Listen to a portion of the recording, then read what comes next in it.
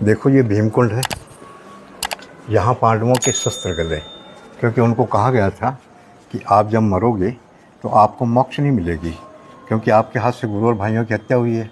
तो उन्होंने पूछा कि मोक्ष का रास्ता क्या है। तब नारद जी ने बताया कि तीर्थों में जाओ और जहाँ भी जाओगे वहाँ अपने शस्त्रों को धोओगे और ये शस्त्र जहाँ गल जाएंगे वहाँ आपको पाप से मुक्ति मिलेगी।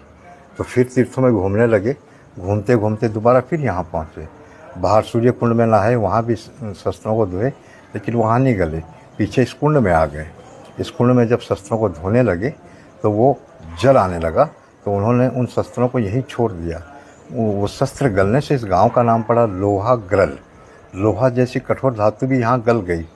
उसके बाद यहाँ भादुए में परिक्रमा लगती है 24 कोस की, तो लोग अपने घर से लोहा लाते हैं कि अगर पांडवों को हत्या जैसे दोष से मुक्ति मिली तो हमारे परिवार में किसी के हाथ से ऐसा कोई कार्य हो गया हो जिसके हम दोषी हैं, तो हमें भी मुक्ति मिले।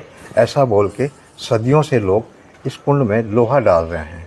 लेकिन आज भी रहस्य है कि वो लोहा कहाँ जाता है, क्या हो रहा है, इसका अभी तक किसी को पता नहीं पड़ा, मिलता ही नहीं।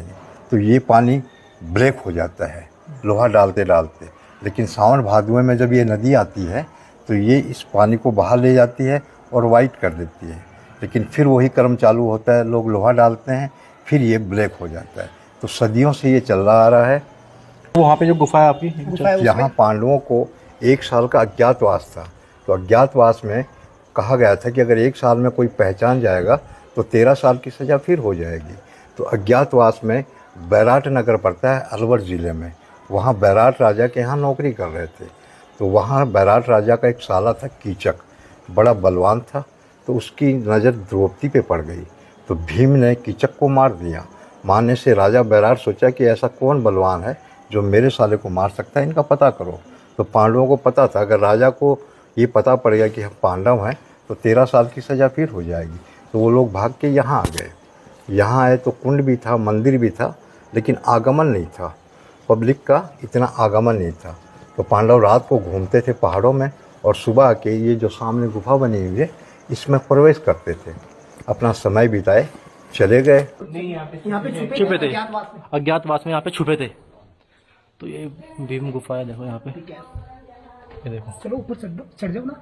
बस ये इतना ही है, इतना ही है। अच्छा, तो कहा गया था अज्ञातवास के दौरान यहाँ पे वो छुपे थे और यहीं पर आकर उनको पापों से मुक्ति मिली थी। जब वे महाभारत काल के बाद, युद्ध के बाद जब दुखी थे वे भाइयों की हत्या के बाद, तो उनको यहाँ पे आके मुक्ति मिली थी, क्योंकि कृष्ण जी ने उनको ज्ञान दिया था कि जहाँ भी आपके हथियार गले गए वहीं पर ही आपको पापों से मुक्ति मिलेगी।